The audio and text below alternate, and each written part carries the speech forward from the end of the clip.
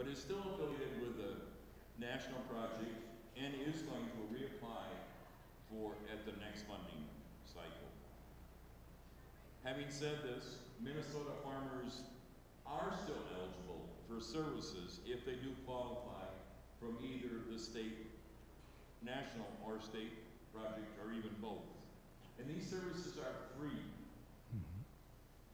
These services are not limited to me because of my amputee, but to other things. People that have back issues, arthritis, hearing, vision, the list would go on and on. I must say also, the dollars for the modifications or new equipment, to me, were provided by the Minnesota Vocational Rehabilitation Program, and those dollars are both federal and state tax dollars. So we always say wherever our tax dollars go, and that's where they go.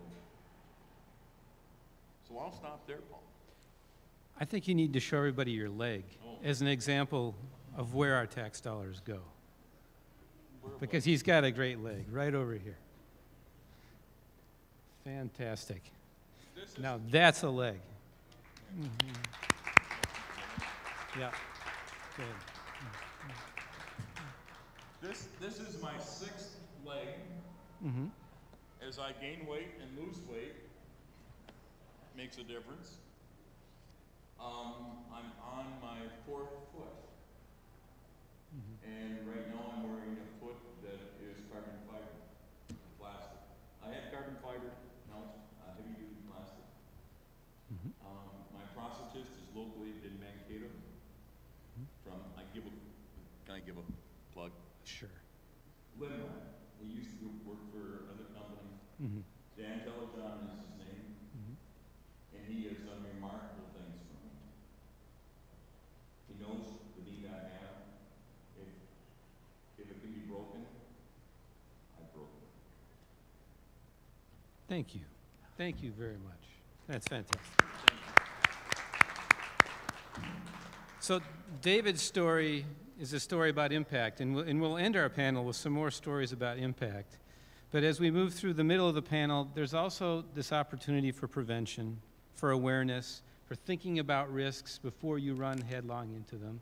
Because as you can see, it is a long, long path back from that moment in time. So our next panelist is Marizan Ramirez. She's an associate professor at the University of Minnesota. She deals with injury prevention and specializes in pediatric injuries and farm injuries, as well as violence prevention. So with that, I'd like to turn it over to Marizan. Thank you. Thanks, Paul. Can everyone hear me? Great. Good afternoon, everyone. It's tough to follow David's story, and I just want to say how much you touched me with what you've gone through and your strength. Mm-hmm. And we hope that in public health that we take a role in prevention. If we can prevent incidents from happening on the farm to individuals, we could save heartbreak, dollars, and livelihood. So thank you. So what I'm going to talk to you about today is something that farmers perhaps do on a daily basis. So I'd like to know how many of you drive your farm equipment on the roads? Couple? Okay. So you're going, you with the yellow shirt. So you're going from... His name is Tom. Tom, tell me, where do you go on the roads? How far do you travel on a daily basis on average? About a mile, okay. Couple times a day? Couple times a week, okay. So you're on your road. Many farmers throughout the breadbasket of the Midwest, they may go from farm to farm, farm to homestead.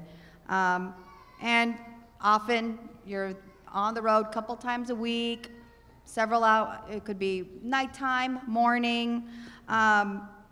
And so imagine yourself, Tom, and others in this room. Imagine yourself on your tractor, driving on your highway, on your way from one field to another. It's only about a mile apart. It's easy peasy, right? It's harvest time, especially dark. You're probably traveling more frequently during harvest. and you're entering the highway. You're about to turn left, and in fact, we saw a tractor coming in and turning left. But you notice from the corner of your eye that there is a red sports car that's zooming about 80 miles per hour, and you're kind of slowly already jutting out into that roadway. So what do you think is going to happen there? Yeah. Bam. Bam, perhaps, a near miss. Well, I'll tell you that across the Midwest, we've looked at this issue, we've studied this issue. Across 9 states in this Midwest region, there are about 7,000 crashes that occur involving farm equipment on the roads. 7,000 crashes, okay? When these crashes happen in our communities, one, it might take one heck of a long time for ambulance services to come. And with David's story, you know, yeah, you waited about 15 minutes for ambulance services to come, having the right equipment, okay, having the specialty expertise in rural communities, it's quite difficult. Many of the rural communities throughout the United States are serviced by volunteer firefighters. So it's something that you have to think about when these crashes definitely occur. So many farmers do feel the stress and the hazards on the road. It is one of the dangers of being a farmer and operating large equipment on the roadways. Okay, so let me give you some statistics. So when we look at deaths to farmers, to agricultural workers, about 47% of those deaths are transportation related. Is this a surprise? Okay.